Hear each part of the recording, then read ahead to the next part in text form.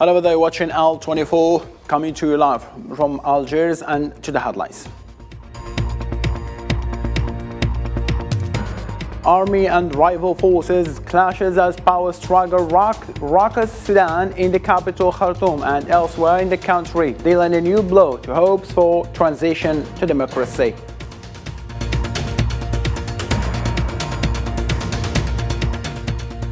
In Algeria, President Tebboune underlines need to establish poles of excellence for exact sciences.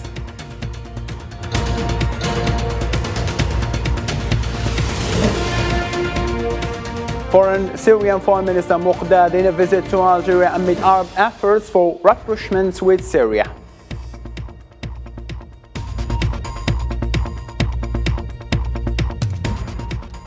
In Europe, Russia says Wagner Group captured 2 more areas of Ukrainian city of Bakhmut.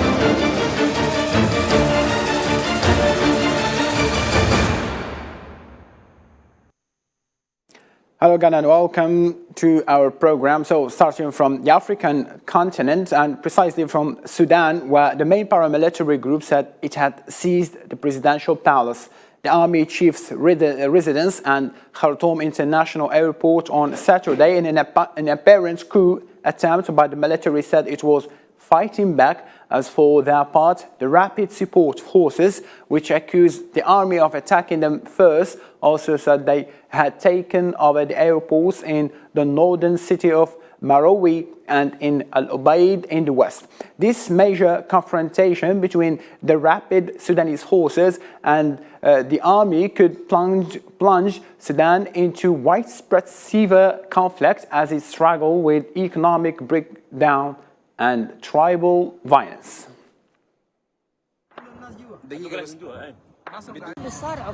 General Abdel Fattah al-Burhan and General Mohammed Hamdan are fighting over power, and we are fighting for food and drink. They are fighting over authority and looting for the country and the people. But we are fighting for food, drink, education and health services, which they haven't provided for us. So why are they fighting?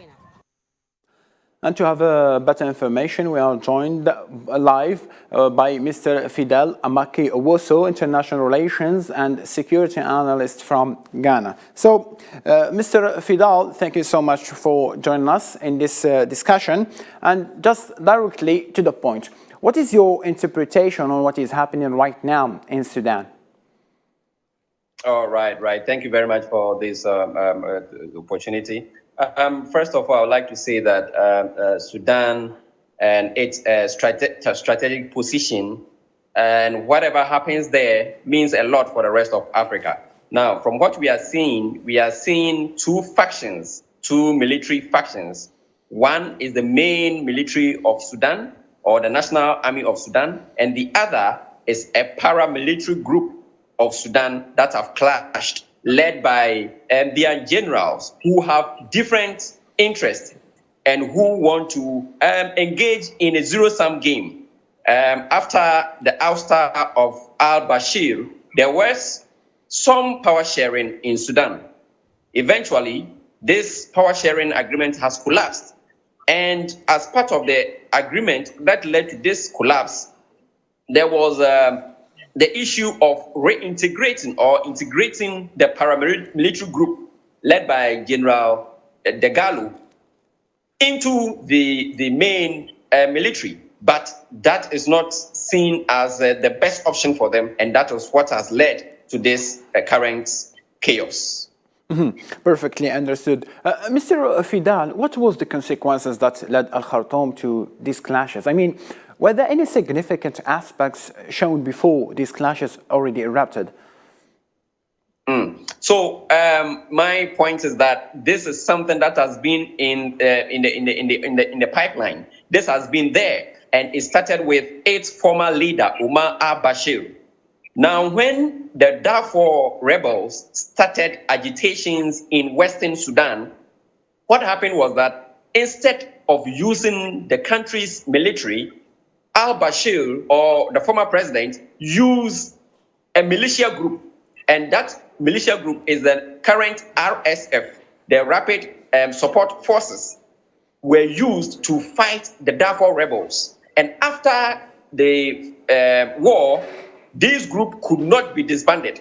And when in Yemen, Sudan decided to support the Saudi-led coalition in Yemen, they used the RSF forces instead of the national army. And so the RSF forces, apart from the domestic strength that they have, also have some diplomatic support from the Gulf states, from some Gulf states, and that has emboldened them to push their interest within Sudan, as they see that they will have some external support from the Gulf states.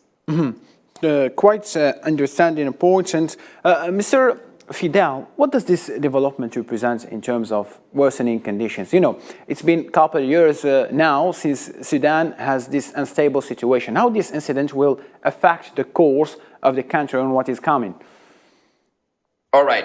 Now, first of all, the people of Sudan, if we had the old lady talking in the streets, they want the basic needs met. The issues of provision of water, electricity, education, and the most important basic needs that they need to survive. That is what they are looking for. Shelter, another very important basic need. So they want the provision of these needs rather than clashes. Today, as these factions clash, the victims are going to be the ordinary Sudanese who is on the street, who is trying to make ends meet, who is trying to survive economically. But with this, their situation is going to worsen. In fact, even diplomats are overwhelmed. From what we heard from the U.S. mission in Khartoum, the ambassador is overwhelmed. He is just seeking refuge somewhere else. Other missions, like the Russian missions and other missions in Khartoum, are overwhelmed. In fact, the regional bodies, Horn of Africa, IGAD, the Intergovernmental Authority on Development, based in Djibouti, and in Addis Ababa, where AU is headquartered, all these organizations are overwhelmed. They knew that problems were emerging from Sudan, but they did not know that it will lead to an all-out clash that has led to so far about 25 deaths, which is unnecessary. So what I think is that the situation may get worse before it gets better, in that Dagalo doesn't want his forces to be integrated into a national army. If they are going to be integrated, it will mean that his own influence is going to be waned, or is going to go down, and he doesn't want that. And as a warlord or as a leader who has about 100,000 troops, this conflict needs rapid intervention before it gets worse. Very interesting points you have raised, Mr. Fidel. Just based on the points you have already stated, and according to some analysts, there are also indications that Bashir-era loyalists in the army tied to the Islamic movement in Sudan fear that a new political agreement would significantly harm the economic and political power. How do you see this personally? Yeah. So when during the Darfur crisis, Dagalo was made to gain a lot of economic interest in the West. So he had control over mines, gold mines, and other mines. He had control over animals, that is cattle. You know, Sudan has a lot of cattle and other agricultural interests. Now, these interests, some of which has some links to the Gulf states, because the Gulf states, because of bad vegetation or the desert the vegetation, they have farms in Sudan. And these farms are mostly protected by these RSF forces. So, in fact, the economic aspect of it is very, very important. They don't want to lose that. They want to be very strong, still strong in the system. And if they are reintegrated, where is going to be the future of Dagalo himself? Dagalo, as we know, doesn't have any formal education. He's just a warlord who has become a general. And so he's also thinking about his future. And as of now, what he's doing, he sees this as the better alternative to what he would get if he should agree to the integration. Perfectly understood, Mr. Fidal. Stay tuned with us. We will watch this report together and we will come back to our questions and your answers. Now, Sudan's military and paramilitary forces have engaged in fierce fighting in the capital and elsewhere in the country, and an apparent struggle for control. Marim Zian, our reporter, tackled the story in this report. Rivalry between the army and the paramilitary is degenerating in a guerrilla warfare after months of escalating tensions in Sudan. Shots and explosions have shaken Khartoum and other cities since Saturday morning in the most violent episode between the regular army led by Al-Burhan and the rapid support forces led by Mohammed Daglo. According to the Sudanese Doctors Union, at least 25 people were killed and 183 others were injured in ongoing clashes across the country. Rapid support forces claim to have taken control of the international airport and presidential palace in Khartoum and call the entire population to turn against the army. But the latter denies their claims and accuse them of having started hostilities. Both sides trade accusations of initiating attacks, and Sudan's armed forces dismissed any possibility of negotiations or dialogue with the country's paramilitary rapid support forces, halting moves towards elections. The heightened tensions between the armed forces and rapid support forces group are taking away blow to hopes of a transition to democracy and raise fears of a wider conflict in the 45 million people country. Quite understood. Now, coming to you, Mr. Fidal, the leadership of Sudanese army announced the launch of a massive campaign to hunt down the leaders of the rapid support forces. How do you explain now the two sides restoring to zero-sum solutions and each party's endeavor to completely eliminate the other? Elimination is not the way to go, because then we need dialogue. Already, General Dagalo is the second in command after the head of the national forces. He is the second in command of the transitional government. But that is technically. But practically, that is not happening because Dagalo has his own goals, which I believe is backed by some external forces. And the transitional government, the leader of the transitional government, also may have his goals. But as it is, none of these two should run for an election. The election is to be left with the civilians. Because from what we know, when the soldiers become civilian politicians, it's not always the best. So it is better if the civilians are allowed to take over. Now, these things are going to delay the transitional process. And the more this transitional process is delayed, the more people like Dagalo and other generals gain control of their economic interests or keep themselves in control of their economic interests. Now, let's look beyond Sudan. Now, the Gulf states, I think that Saudi Arabia, the UAE, they have a lot of influence. They should bring it to bear. They can talk to the factions to bring calm. Also, Egypt. Egypt is one of the most powerful militaries in North Africa, including that of Algeria and other countries. And I believe that Egypt has a lot of role to play in what is happening in the neighboring country. Because if this is not done, then we also have the issue of terrorism or violent extremism in the region. If this is not handled well, extremists will take advantage of the situation. And when extremists take advantage of the situation, Egypt and Saudi Arabia, that is not far away, only separated from Sudan by the narrow Red Sea, can be affected by terrorism and by extremism. So all regional forces, including Gulf states, should be participating for a peaceful political transition where there will be a win-win game and everybody will gain. Perfectly understood. Mr. Fidal, now let's go narrowly to the point. What does Marwi region, or as it is called Marwi, represent in terms of security and strategy to the whole country? Yeah, it is a northern city, and it is strategically located in that it's more closer to Egypt, and then from that place to the Red Sea is not so far. It's not too far. So if you have that, then you are strategically located. And Egypt has forces already stationed in the Marwi area. And from what I heard, or from the information coming in, the Egyptian contingents over there has already surrendered to Dagalo and his forces, and Dagalo has promised to keep them safe. Now, what this means is that maybe Dagalo is communicating with the Egyptian authorities, and I believe that he will not dare touch Egyptian military forces in Sudan. However, by taking Mauri, he has an advantage in that the city is strategically located, and it gives him strategic advantage over the national army. Quietly understood. Mr. Fidel, simply, in light of this dangerous escalation between the two military parties, does it seem that the civilian side is the biggest loser in the current chaos? What is the role of the civilian components in pushing the two conflicting sides to stop this bloodshed? Now, mostly when clashes happen like that, the factions try to take advantage of every disruption. Now, the people must concentrate and focus on pushing for democracy. They should not be distracted, or they should not lose their focus. They should focus on pushing for democracy as they have always done.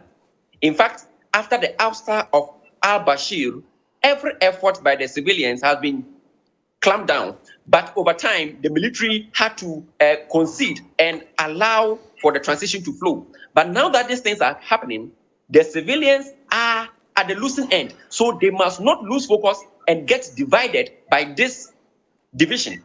They should stay focused on their goal of achieving democracy for Sudan, because it is only in a democratic Sudan that everyone can have a fair share of the national cake, and there will be stability for progress and for their basic needs to be provided.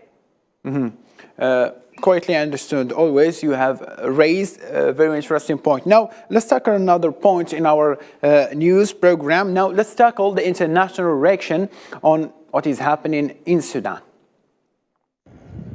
Violent clashes that ravaged through Sudan between the army and parliamentary force in Khartoum raised red flags within the international community. Many countries across the world condemned the violence, which left several civilians dead. Algerian presidency issued a statement calling on all Sudanese parties to stop the conflict and try to overcome all differences. Proceeding from the fraternal relations and the historical ties that unite the two countries and the two brotherly peoples, Algeria calls on all Sudanese parties to stop the fighting and to give priority to the language of dialogue in order to overcome differences, no matter how complex they are. It also calls upon all brothers to work to uphold the supreme interest of the country. Egypt and Tunisia, through their foreign ministries, expressed serious alarm over the ongoing clashes and called on all parties to exercise restraint. Secretary General of the Arab League Ahmed Abul Ghait said that the General Secretariat is ready to intervene with the parties to achieve a common ground to end the bloodshed. In the Middle East, Saudi Arabia and Qatar expressed aspirations that all parties pursue dialogue and peaceful ways to bridge differences. For his part, the chairperson of the African Union Commission, Moussa Faki Mohamed, expressed the Union's deep concern about the current events in Sudan and urged the parties to seek negotiations to end the crisis. On the other hand, the United Nations Special Envoy to Sudan strongly condemns the eruption of fighting and called for an immediate end to the conflict. PERS has reached out to both parties, asking them for an immediate cessation of fighting to ensure the safety of Sudanese people and to spare the country from further violence. Western powers, including the United States and the EU, urge the fighting parties to immediately stop the violence, to avoid further escalations, and continue talks to resolve outstanding issues.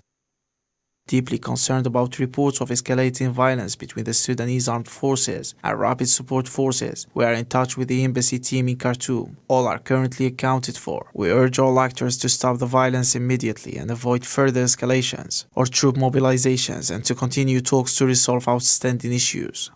The Russian Foreign Ministry considered the events in Sudan regrettable and aroused deep concern in Moscow and urged for urgent steps to cease fire. Mr. Fidel, coming to you, you are an international relations expert. So how does the international community will deal with this situation, and how they are trying to protect the civilians? All right. So far, I'm impressed about the information coming from your own country, Algeria. and Tunisia and Egypt. What is important in this is that the UN will come out with its words. The United States and other countries may all come, but the immediate neighbors of Sudan must be up and doing. They must be more active, like Algeria, like Egypt, like Tunisia, Libya, and other countries should be very much active in what happens in Sudan, because they are likely to bear the brunt, or they are likely to get affected if the situation gets escalated. And so they must be up and doing. Again, Africa Union, for some time, I think that Africa should be able to play its own role. Now, Africa has become a turf for great power struggle. We find the Russians here, we find the United States, we find European Union, but we can do our own thing. We must always take the lead. So it is good that the international community is concerned about what is happening, but we must take the lead. And in taking the lead, the Arab League, Africa Union, and the big brothers in Africa, that is Egypt, Algeria, South Africa, Ethiopia, Nigeria, they must be up and doing. And most importantly, Sudan is predominantly an Islamic state.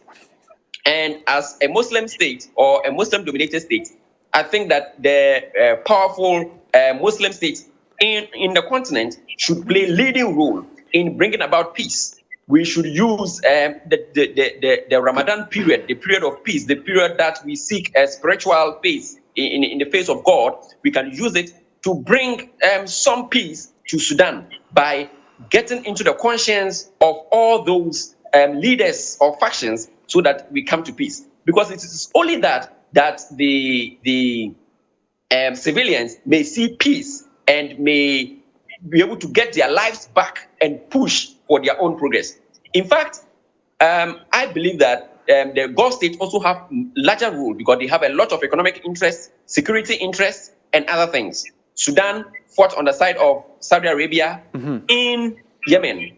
Saudi Arabia has plantations or wheat plantations and farms in Sudan. And so it also has some significant losses to make if this conflict continues. So I think that they should not only invest words and time, they should invest resources.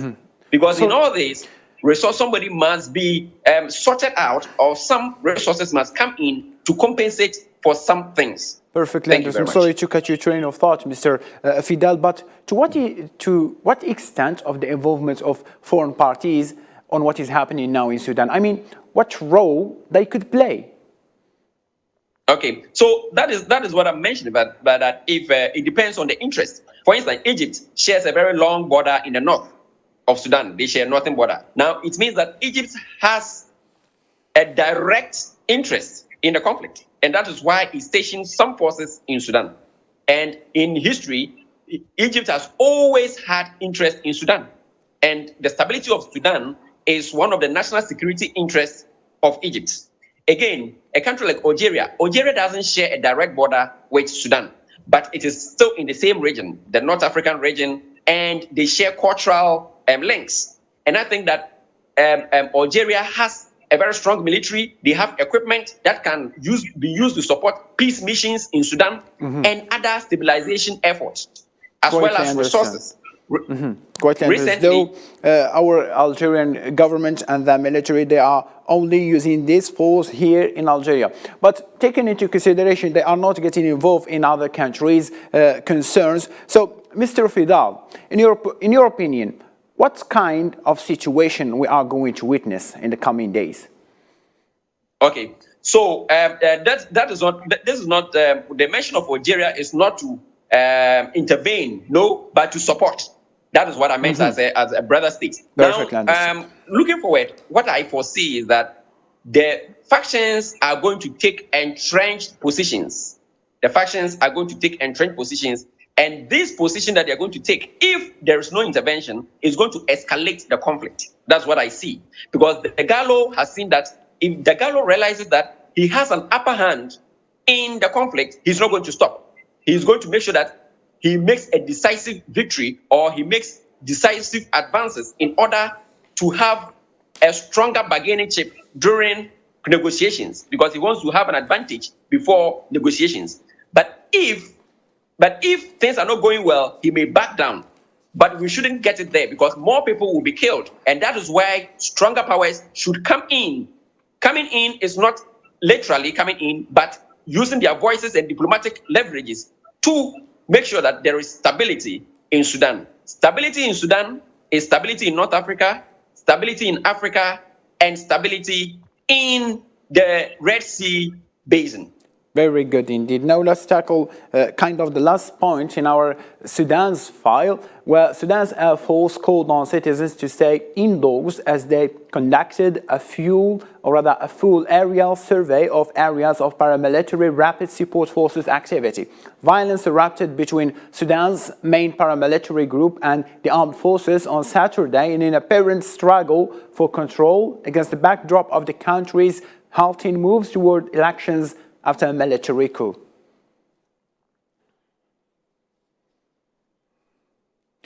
Mr. Fidel, now, in the current situation, what is the role of the regional parties in pressuring both sides to return calm and restraint? Yes, so I will still come back to our powerful countries, Egypt, Algeria, Ethiopia, and Nigeria. South Africa. These are the 5 most powerful states in Africa. Mm-hmm. What they say will matter. The roles they play, the kind of leverage they have on the factions will matter. In fact, that's I'm saying Africa must always take the lead. We don't have to escalate it. We don't have to send arms to any factions. We don't have to take sides. We don't have to support one side against the other. We have to bring all of them around the table.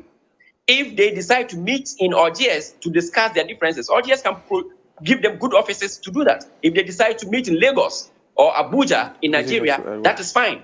So African forces should come together to tell them that, look, we don't need fighting. We don't need war. We don't need the suffering of the masses. What we need is peace. And when these powerful countries come together and talk to these factions, it is going to work very well. And at the same time, the UN and other international organizations that have some responsibility must all play their roles in making sure that there is stability in Sudan. Now, what I see is that Sudan shares border with Ethiopia, and Ethiopia has the headquarters of African Union. So the African Union headquarters is not far away from Sudan, and this is happening. Ethiopia itself has its own problems. However, this new escalation makes Africa worse. And so we must prioritize it and make sure that there is peace and there is peace for the people. Mm-hmm.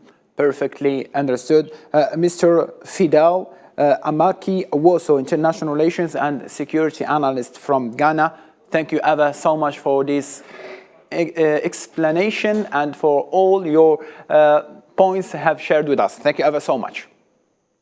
Thank you very much.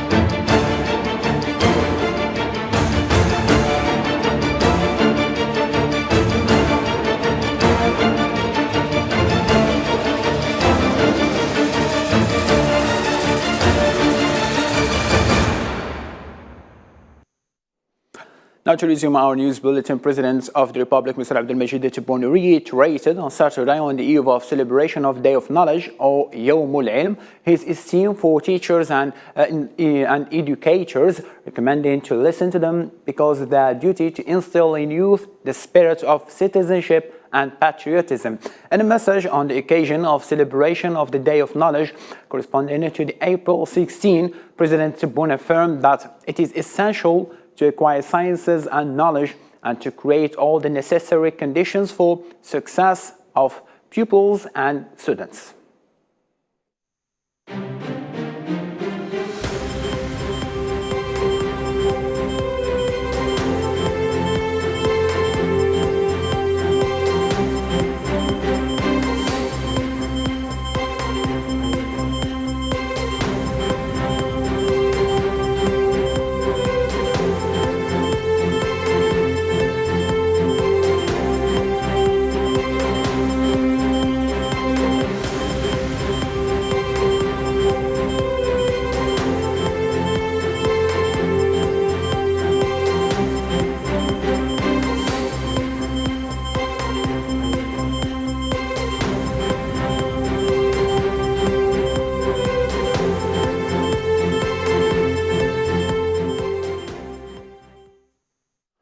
Syrian Foreign Minister Faisal al-Muqdadi is visiting Algeria in his capacity as a special envoy of President Bashar al-Assad. The visit comes in a context of geopolitical transformations at the Arab regional levels, and the Arab diplomacy is heading towards reconciliation with Damascus and its return to the Arab embrace, in line with the Algerian approach to strengthening joint Arab action. Whatever we do, the important role played by Algeria at various levels cannot be described. We are very optimistic about our future and our present as well. Despite all the challenges and difficulties, we are fighting on behalf of the whole world against terrorism. In the same matter, after 12 years of exclusion, Syria is headed towards restoring its place in the League of Arab States and ending its isolation next May. During the 32nd Saudi summit, a return to the scene brings back the Algerian approach, its diplomatic efforts, and its pioneering role in moving the Syrian file forward. From the summit of the League of Arab States in Algeria, the idea of a joint Arab solution to the Syrian crisis crystallized, which requires returning Damascus to the Arab embrace. Algeria did not support any decision to isolate Syria from its Arab surroundings, but rather warned of the danger of the step that would complicate the crisis.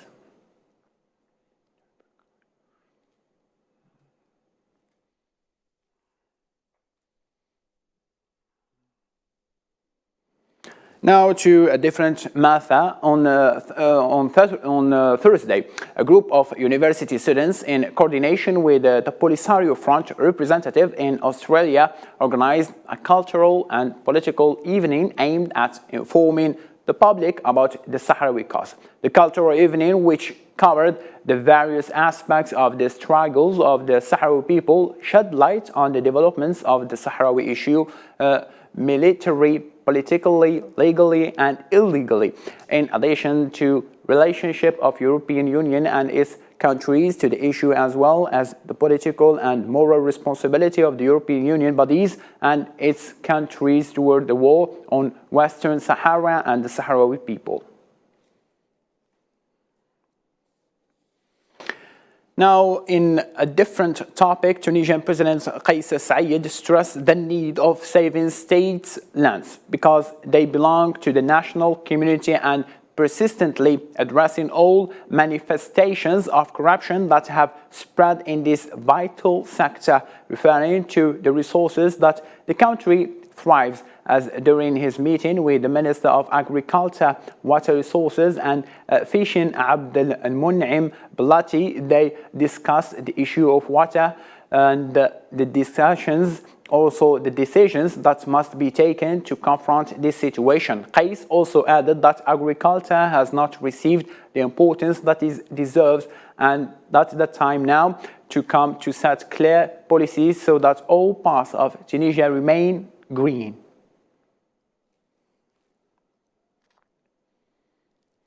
Head of a civil society group and local residents said that suspected militants killed at least 40 civilians in the village raid in Democratic Republic of Congo's northeast Ituri province. Army spokesperson confirmed the morning attack in Baniali Kilo, but did not give the exact death toll, as he said the armed forces were still searching the area. The release and the swap of nearly 900 detainees by the two sides in Yemen's conflict entered its second day on Saturday as part of significant confidence-building measures amid peace talks between Saudi envoys and the Houthi group. Warring parties agreed at negotiation in Switzerland last month to free 887 detainees and to meet again in May to discuss further releases. Now in Europe, French President Emmanuel Macron has signed into law a controversial bill to raise the country's retirement age to 2 years. The proclamation of the law came after France's Constitutional Council on Friday approved the main retirement age measure and follows months of protest against this reform, which the government forced through parliament without a final vote.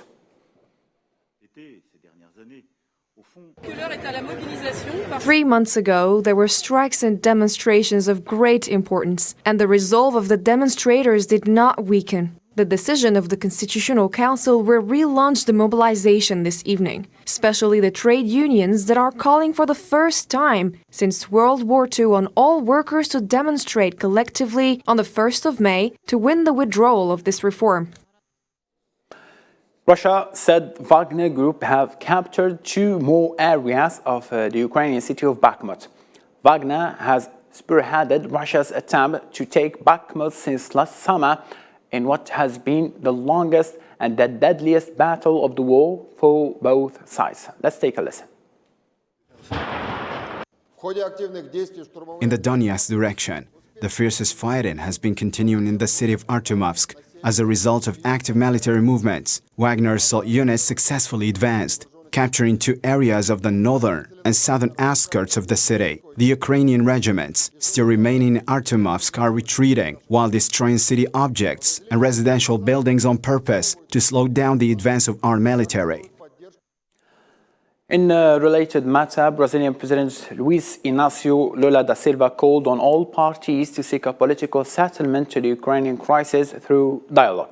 An exclusive interview with China Central Television CCTV in Shanghai on Lula said Brazil and China are both countries in favor of peace and wants to cooperate with China to put forward a peace proposal for Ukraine crisis together with other countries that want peace.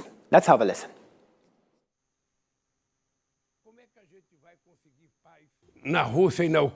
If no one talks about peace, how can we achieve peace between Russia and Ukraine? But the reality is that everyone is talking about war or providing weapons to Ukraine to attack Russia, or that NATO is expanding eastward to Russian border. Therefore, we must find those countries that pursue peace. China wants peace, Brazil wants peace, Indonesia wants peace, and India wants peace. Then we will gather these countries and put forward a peace proposal for Russia and Ukraine.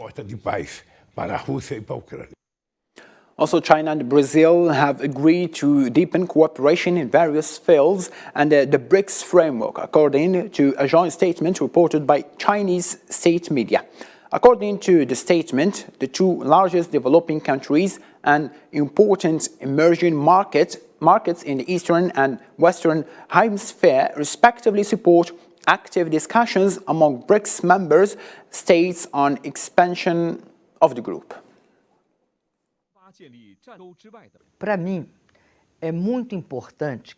It is very important that the BRICS Bank or the NDB is capable of being an instrument for boosting the development of emerging countries and economies, and that it can invest in areas that contribute to the 3 fundamental things. The first is about climate change. It should achieve the Sustainable Development Goals, and especially help the country members to comply with the Paris Agreement. To this point, ladies and gentlemen, thank you ever so much for being with us in this news bulletin. Thank you ever so much for watching every single topic. And all I can say at the end, take care of yourself and good night.